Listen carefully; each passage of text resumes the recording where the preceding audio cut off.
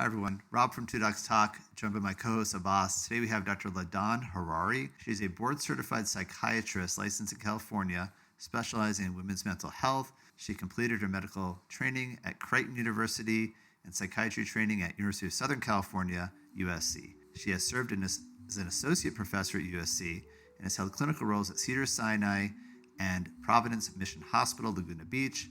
She currently provides personalized telepsychiatry care through United Medical Doctors and Result Psychiatry, and she has an interest in premenstrual dysphoric disorder, perinatal mental health, and menopause-related mood disorders. Really enjoyed our conversation with Dr. Hariri.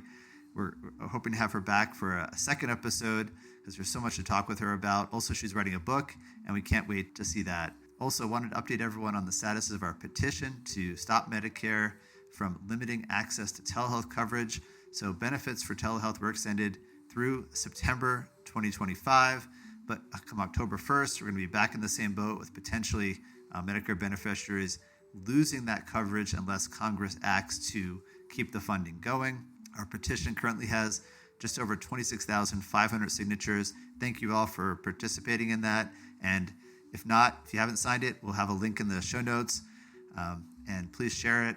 We're trying to get up to 50,000 signatures, and we're going to keep on this, asking Congress, asking your elected officials to support this benefit as it's so important for rural and homebound patients. Without further ado, here's our conversation with Dr. Ladan Hariri. My name is Abbas Shafi'i, and I'm here with my colleagues and friend, Dr. Rob Hoyer. We are very excited to have this episode. It is a very common problem, but very little talked about, particularly in internal medicine. And so we are so excited to have Dr. Ladan Hariri with us. She is a psychologist. She's interested in women's health, and we are so excited to have her here with us today. So today we're going to be talking about postpartum depression. And I know my wife suffered from that, and it took a little while to find out, but so excited to have you here, Ladan. Could you tell us a little bit about yourself and what made you interested in women's health and especially in postpartum depression?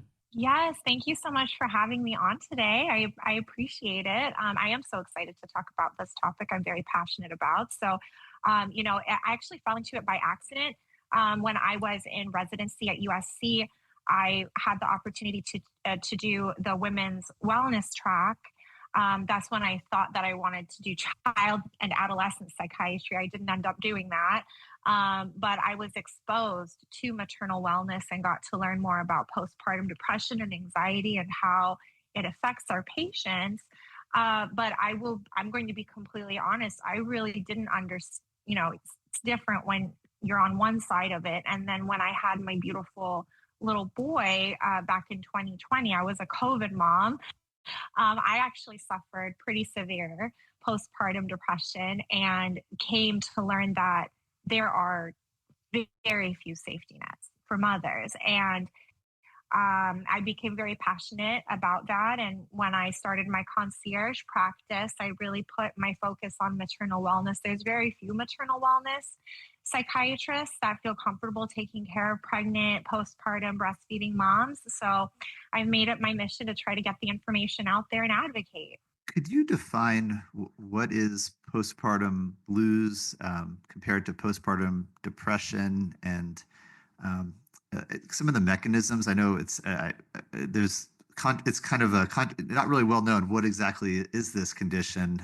If you could describe what we know. Yeah. So, and that's the thing. We have all these terms, and what I actually noticed in my own personal experience and also from taking care of my patients is that there's a lot of cutesy names that we use to label a woman's status once she gives birth. So if you think about it, I always say when you give birth, you die and you're born again, and you lose the person that you used to be, and you are now a new person. And with that comes a massive loss of fluids, major fluid shift in your body. And then most importantly with that, then you have a major shift in the two major hormones, good old progesterone and estrogen. And that tends to be where we see postpartum depression born. Now, we call baby blues the first 2 weeks, and we tend to normalize baby blues, which I have very personal opinions about, and I can go into that. But pretty much, what's the difference between postpartum depression and baby blues and regular old depression? Really, they're all one and the same, and it's more so a timeline. So typically, when we say someone has major depression, they're having issues with sleep, either sleeping too much or not sleeping enough. They have very little interest in activities or things that used to make them very happy. They have feelings of guilt, like they're not enough, or very self-conscious of why they're even here, or guilty that they even exist. Low energy levels, poor concentration. They can't eat. They can't seem to move right. For a lot of patients, it's either they feel like they're like this 1,000-pound boulder, and it's so difficult to move their body. Or for some other patients, it's that they're so jittery and that they can't sit still. And then in the most severe of cases, then we can also see thoughts where patients have thoughts of wanting to harm themselves. So with, good old depression, we see that across, males, females, all ages. And then we define postpartum depression as those symptoms coming about for 2 weeks or more within the first 12 months of giving birth. Now, that's kind of weird that we call it just within the 12 months, because actually what the newest studies show is that it takes 6 to 7 years for a female to actually recover both physically and mentally from giving birth.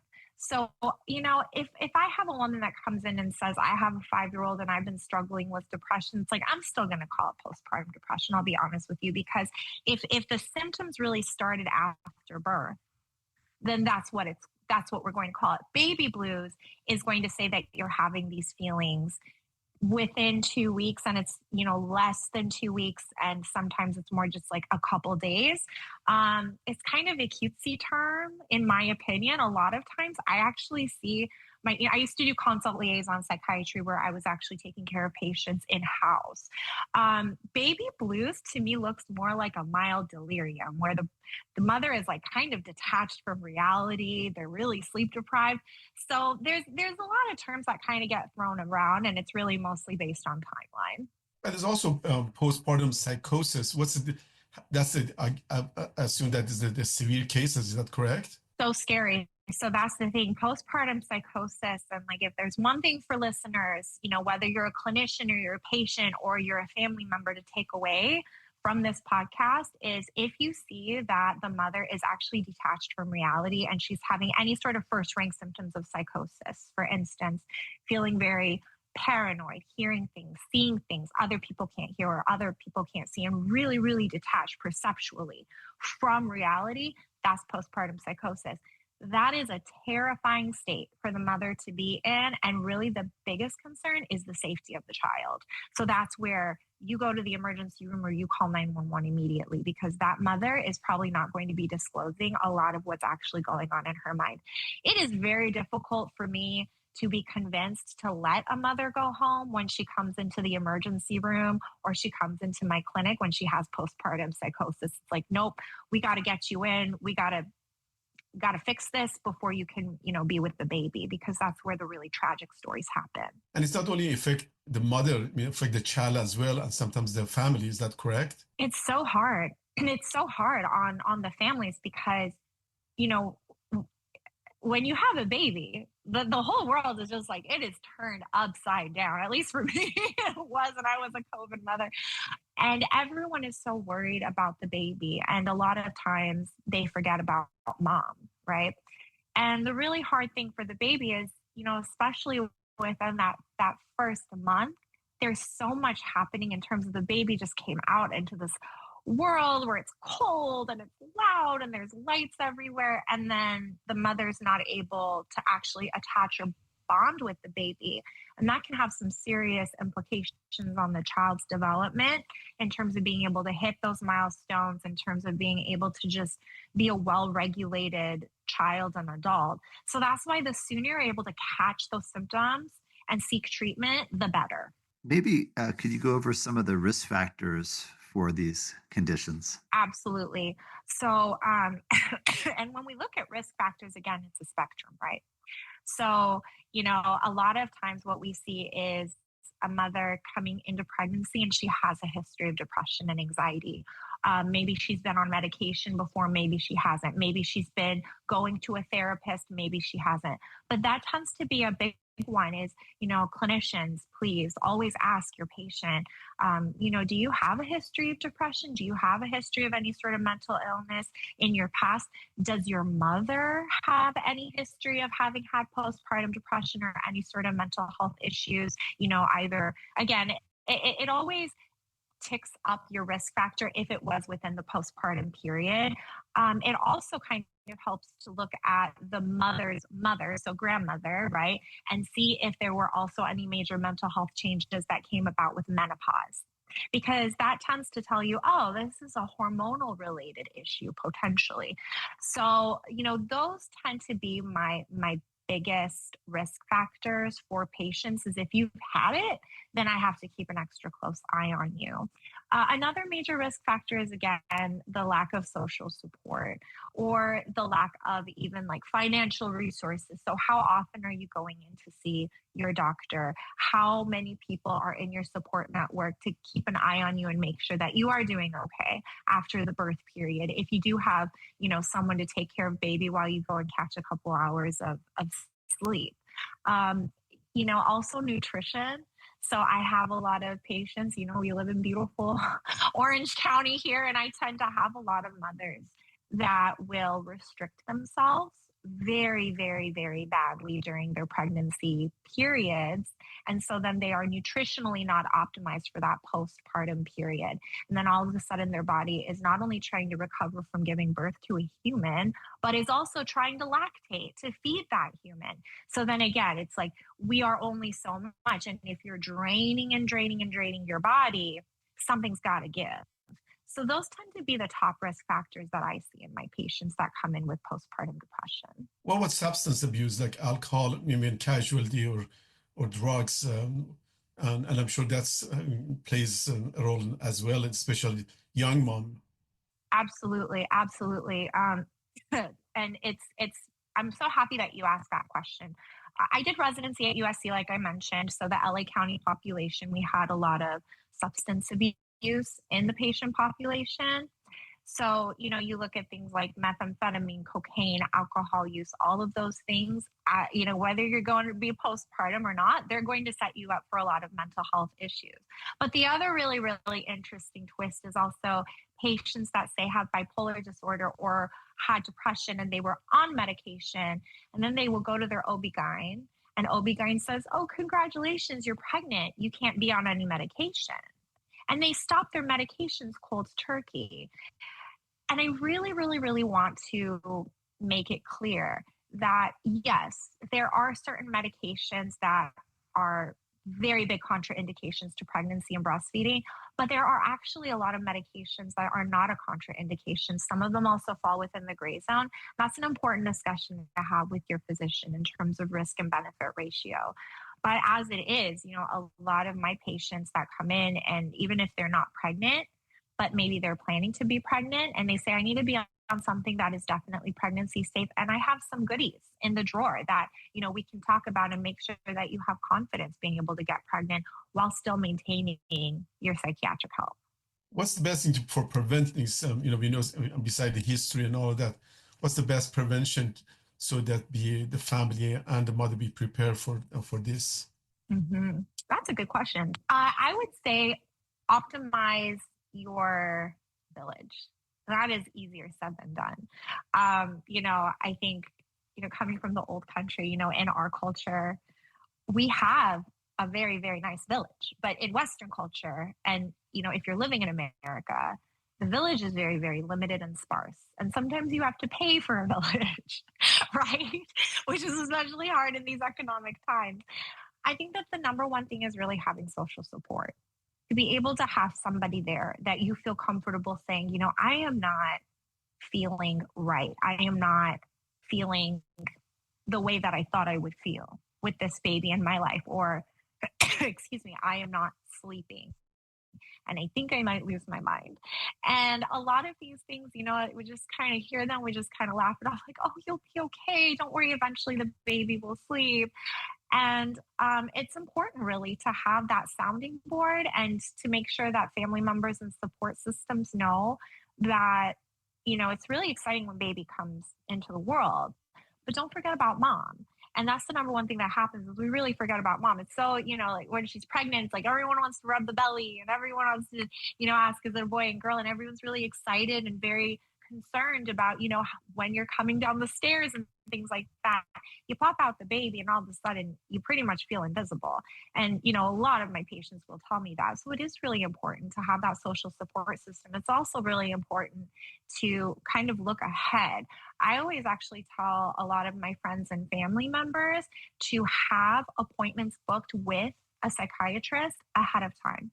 So if you know that you're having baby on the first week of, say, I don't know, May, then have an appointment booked for mid-May that you can attend with a psychiatrist. Most psychiatrists are doing telepsychiatry services, such as myself.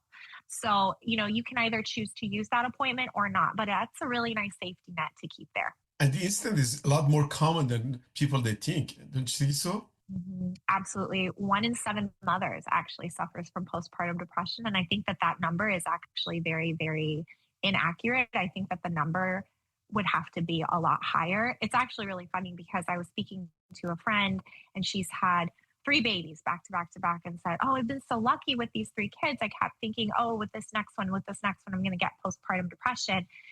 And I didn't. All I got was anxiety. And I'm like, all you got was anxiety. Tell me more about that.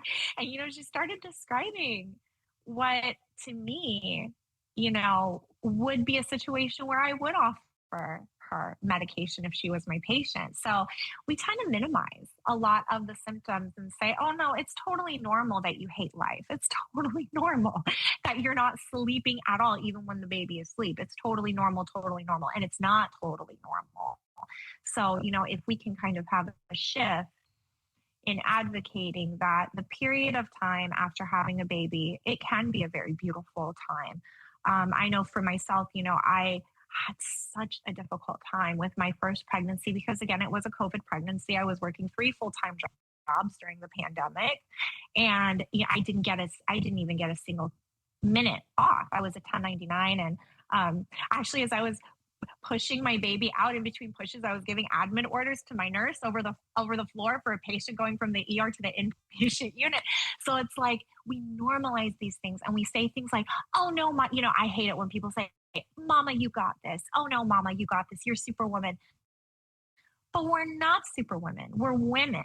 And we need to normalize the fact that what we are doing is a big deal. Yes, it is very natural to our bodies, but that also means taking time to take care of our bodies after the fact and to be able to say out loud, I'm not doing well, and not have major shame surrounding that. Could you talk a little bit about treatment, and specifically how does the treatment differ from general depression in a non-postpartum setting? Absolutely. So again, there's, what we classify, and I use the little air quotes, as pregnancy safe, postpartum safe, breastfeeding safe versus not.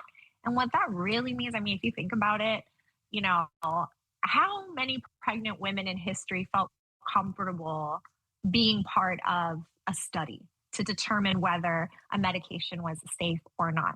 Now, we know that there are definitely certain no-nos. There are definitely certain medications that absolutely pass through the breast milk.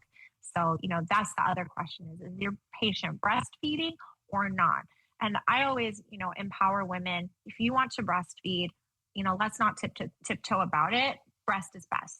And I know that there was a big movement on, social media, hashtag fed is best, and not to have any sort of shame about using formula. But here is the reality, and I'm going to say it, okay? And if you think this is mom shaming, that's fine with me.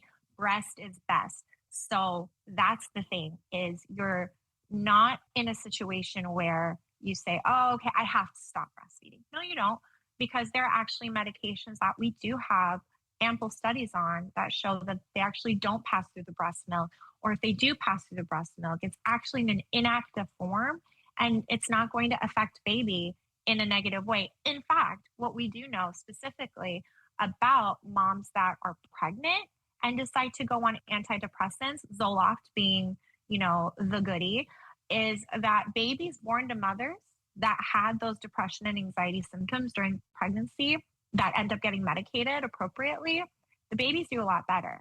They're less likely to have colic.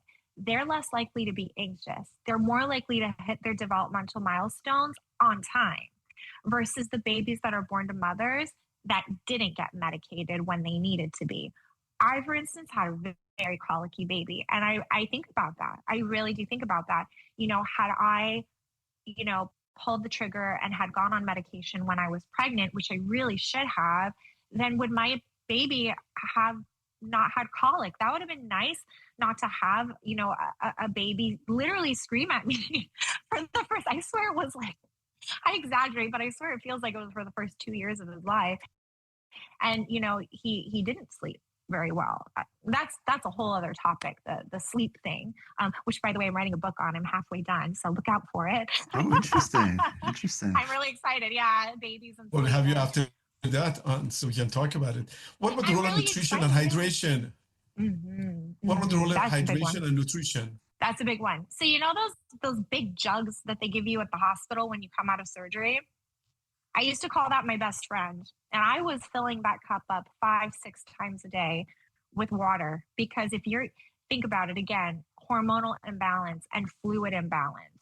So, you may have gotten several IV bags of fluid while you were in the hospital. I know I came home and from my knees down, I looked like Dumbo's mother. Like I had that much fluid in my body. And these fluid shifts that to me said, wow, I must have been really dehydrated because I look back at the records and they had given me like 11 bags of IV fluids. So that that really tipped me over again in terms of my progesterone, my estrogen shift. Now, for simplicity's sake, I'm going to tell listeners out there, if you're going to focus on supplements and nutritionally dense foods, and again, it also tends to depend, if you're breastfeeding and your baby is really, really sensitive to what you're eating. In my case, I pretty much lived off of vegan bread and water for like the first 6 months of my son's life, because if I looked at anything that had dairy in it, my son's colic would get worse. But what I really was good about, given I couldn't eat very well, and I truly wish that, we had nutritional support, like dietitians and nutritionists that could also, weigh in for mothers. That's very difficult to find too. But magnesium is your best friend. You got to be on a magnesium supplement. Check your prenatal vitamins. Typically my moms, whatever prenatal vitamin that they were on during pregnancy, I just have them carry that out. As long as you're breastfeeding, you need to be on the prenatal vitamin. But look at the prenatal vitamin and see what's in there. Omega-3 fatty acids. That's where I really want you to work with a psychiatrist, because actually how much omega-3 fatty acids is in your prenatal, it's not going to cut it. You want to be above and beyond that. That's going to help with a lot of your mood symptoms as well. One that people don't talk about actually is saffron and turmeric. So saffron, we're very lucky in our beautiful Iranian culture. The Iranian teas, it tends to give you a euphoria. There's a reason for it because of the saffron and the cardamom. So saffron actually comes as a supplement. So, if you can incorporate it into your food and or if you can do it as a supplement intake, that tends to have a very, very nice antidepressant type effect. And turmeric is really nice because it's an anti-inflammatory, which helps a lot as well with a lot of mood regulation. So yeah, if you had to focus, it's going to be your omega-3s, magnesium, saffron, turmeric, and then stick to your prenatal vitamin. Or Persian food. Oh yes. There's nothing that makes me more giddy than some Iranian food. I can't cook it, but I can order it.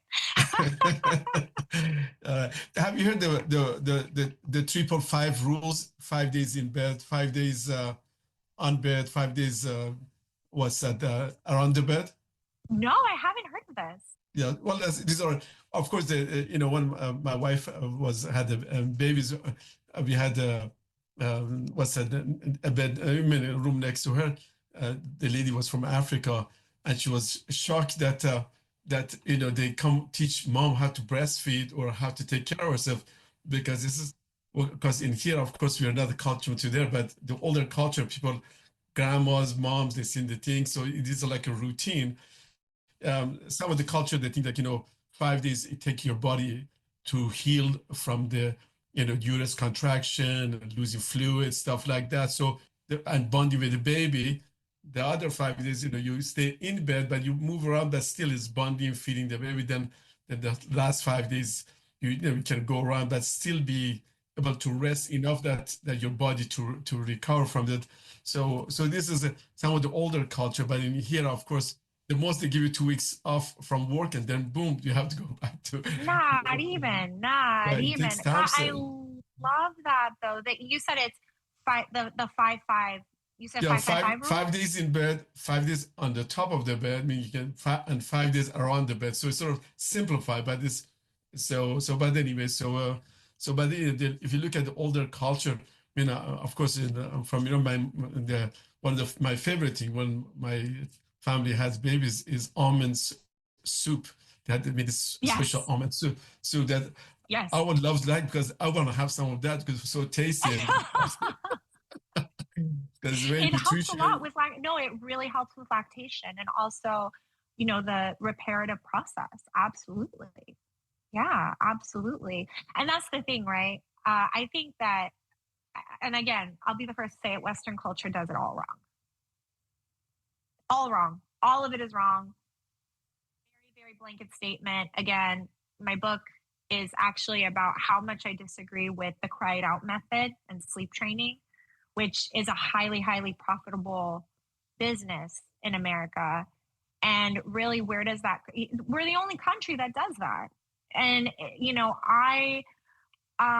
what I see is, nutritionally and the time off and all of that. I mean, if you really think about it, it's because society is going to benefit a lot from shoving mom back into the workforce, right? It's a machine.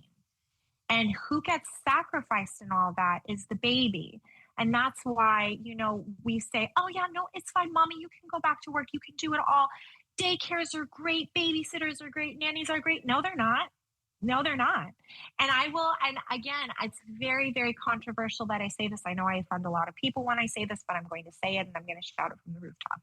A nanny, a babysitter, daycare is not the same thing. Even dad is not the same thing. A child needs the mother.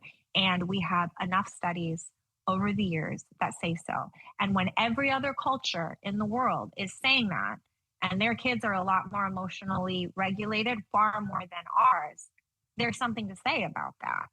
So I would say all the old wives' tales and the old school rules, they're good for a reason. Especially the first 6 months. Especially the first 6 months, the bonding, the nutrition, the immune system for the baby, probably, as you said, less colicky, less things. So yeah, it is a transfer from one to the next. And as I said, we live in a village. I mean, you got to have to take care of each other because they're paying down what's that the line or kicking down that the child more doctors visit, more nutrition, more immune system. So yeah, so it's an amazing topic, and it's so great. Would you like add anything else to do you have for conclusion? At the end of the day, mom, you have to listen to your gut. And the only time I've really ever gotten in trouble in my life is when I didn't listen to my gut. And especially, again, when you make that passage from pregnant woman to mother, there is something that happens in you where that gut instinct, it becomes very strong. And if you don't listen, that's when you get in trouble. And once you're a mother, you're not you anymore. And again, this is controversial. Again, very controversial. It's not about you. It's also about your baby. Okay. You were one person for 9 months and you always continue to be one person. Even now, my 4-year-old, I always know when he needs to use the potty because I think I need to use the potty. And I say, do you need to go use the potty? He says, no, I don't. I say, no, yes, you do. I know you do. I can tell you do because we are still connected. So if you're not taking care of yourself, guess who's going to feel it? Your child. So take care, listen to the little voice inside you, ask for help. There is no shame in asking for help. The village includes your doctor. So if your doctor isn't asking the right questions and the doctor isn't listening to you, fire that doctor and go on to the next one. Believe me, there's plenty of us.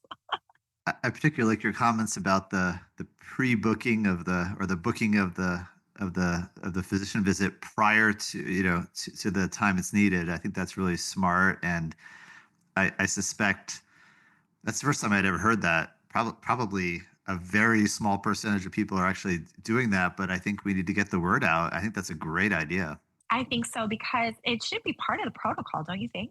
It seems like it. Yeah. I had one more question. What are in general just some ABC of lifestyle modification to do in this peri um, postpartum time, so before and after? So what are some of the common things that just an average woman can do just decrease the incidence? Sometimes, of course, the hormonal change, you have no choices, but there's some stuff we can do to prevent that. Right. So for one thing, stay off of. I think the biggest lifestyle change is stay off of social media, because the minute that you download those pregnancy apps, your social media knows you're pregnant, and it's going to start brainwashing you into thinking you got to snap back. Once you have that baby, you have to start exercising, get this stroller so you can jog with the baby, get this bassinet that rocks your baby to sleep. Get rid of those, because those are a money machine, and it all comes at the cost of your well-being. So no, there's no timeline. You don't have to snap back. Give your body time. I have women that come in and they're like, oh, I've been struggling so much. I haven't been able to go to a Pilates class and this. I'm like, Pilates? You just gave birth to a baby. Get back in bed. What is wrong with you? So you need to be realistic. You can't have your roots done. You won't have your nails done. Just focus on living in your pajamas, breastfeeding the baby, and spending time with the baby and watching TV as you rock that kid to sleep. So that's really the big thing. Another lifestyle change is, again, being able to ask for help and, have family and friends involved, or, maybe paying for the village to come in to help. So outsource things. I don't want you to be Martha Stewart cooking a chicken, and no, frozen foods are fine. Yes, it's not ideal, but you're not going to have time to make fresh cooked meals. If you need someone to come in and clean your house, outsource as much as you can. Paper plates. You don't have time to wash dishes. Maybe you don't have time to do the laundry. Buy some extra packs of socks and boxers for your husband and some extra underwear for yourself, because just let it pile up. So you're not going to be able to get back into the rhythm and be able to take care of your life the way that you wanted to. And feel free to also ask your employer for extra time off. And if you do have postpartum depression or any sort of postpartum anxiety or mental health issues that you're seeing a doctor for, they can extend that maternity leave. It might not be paid maternity leave, but think about it. If you have to make cuts here and there and take out a second mortgage, do what you need to do, but you have to heal before you go back into the world. Well, Ladan, thank you. I wish I had done all this when I was postpartum. This is going to help a lot of people. This is really smart. So I wish we knew this when we were pregnant. This is like advanced, super AP plus. No one really talks about this. It's all about the maternity classes, all about the kind of the pregnancy and the birth period and that whole thing. And this is all kind of like you kind of just jump in there and you're like, oh my gosh, this is totally different than what we had no idea this is coming. And who suffers is the kids. And then my kid has to play with kids that are dysregulated and total jerks on the playground. It's like everyone suffers. And it's a society problem. So when we look around, we're like, why does society suffer so much? Why are people so mean? Mean kids become mean adults. So do the work early, mom. And the only person that's going to raise that kid to be phenomenal is you. That's the truth. I'm not going to sugarcoat it. No, that's awesome advice, and I think is so true. I think we're after 30 plus years of daycare, we're as a society realizing what that results in. And you said it's a lot of angry people. It's a lot of the families are fragmented. It's a mess. Yeah, it's the right investment to do. Yeah, and you know what? That's why when I go to Home Goods and I see this like merchandise that says like lady boss or girl boss, I just want to smash that stuff because you know what? No, you can't do it all at the same time. You can do it all, but you can't do it all at the same time. So women, moms, everything has a season. So for instance, right now, I only work 1 day a week. And I am very, very grateful that I am in a position to be able to do that because this is not the time for me to be, this like hotshot doctor. And no, my job is my kid. And I'm teaching my kid his ABCs and 1, 2, 3s. He doesn't go to daycare, none of that. And I'm really, really, really proud that I'm doing that. And I wish that more moms would do that because the thing is daycare, it used to be, an option that, like if you have to, then you utilize daycare. And now it's become this, your son is not in daycare? What? How do you have time for yourself? I don't have time for myself because my time is for my son. That's the thing is, again, being in Orange County, I have a lot of moms that, they scoff at me that my son is not in daycare because it is a little bit of a societal flex to say, oh, my child goes to this Montessori or that. And, it's like, ew. It's like, like your kid looks like he's eating his boogers for all that expensive daycare you put him in, but it's like, stay home as much as you can. You can go back to work after your kids are adjusted and old enough. And again, that, I would say that every feminist in the world would want to chop my head off for saying that. But I truly feel like by saying what I say and believing what I believe, I am the true feminist because I am saying that women, your birthright is to be a mother and to also enjoy it. And there is nothing more enjoyable than being able to raise your own child. It's challenging, but there's nothing more rewarding. So no, you don't have to go back to work and climb the corporate ladder. You can do that anytime you like, but your child is only so little for so long. Your book sounds super fascinating. We would love to have you on when it's ready. Yes, I'll keep working. I'm halfway through. It's pretty snarky. I'm having to go through and edit it and edit my tone a little bit. I'm like, I'm so passionate about it. I really, really, I can't. When I hear about people saying like, yeah, I did the cry it out method. I'm like, oh, so you're a monster. You're a child. Yeah, I remember when my mom came here, we were building, what's the next room to our a baby room. He says, oh, you got a baby room like Western. He says, have you seen any, look outside the animals, any animals put the kids somewhere else and they sleep somewhere else?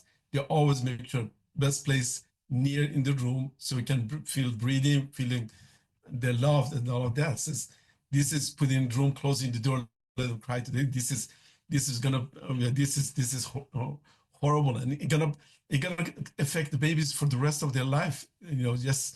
Just being close, and you don't have to sleep next to them, but enough that at least aware of their feeling, what they're doing, and that's an enjoyment, at the same time. So yeah, you have to learn. You have to learn in this culture that take the times and invest in postpartum times for moms and parents to be off.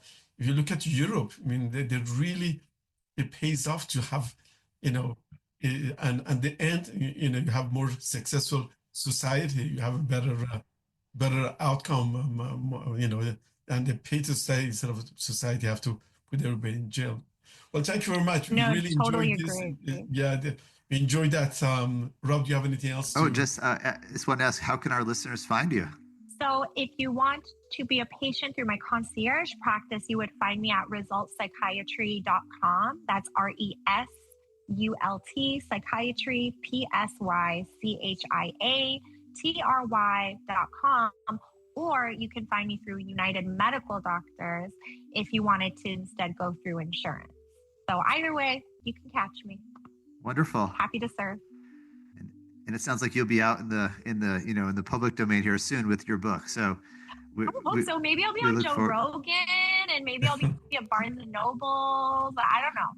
A lot of these ideas, but either way, at least I get my opinion out there. A lot of these ideas, these traditional beliefs are coming back. You're seeing, meditation, yoga, traditional diets, all this stuff. I think you're gonna really be successful with this book because all this stuff is coming back. We're recognizing how far we've departed. Thank you. So I really commend you. we need to go back to our roots. Yeah. This Thank basic. you. Let's go back to the roots. Go back to the roots. Yeah, no, definitely. I mean, the new way is not always the right way, but it would also help if we could get that Tesla robot out soon. That would help a lot with everything. So, thank you again for having me. Thank you so much. Anytime.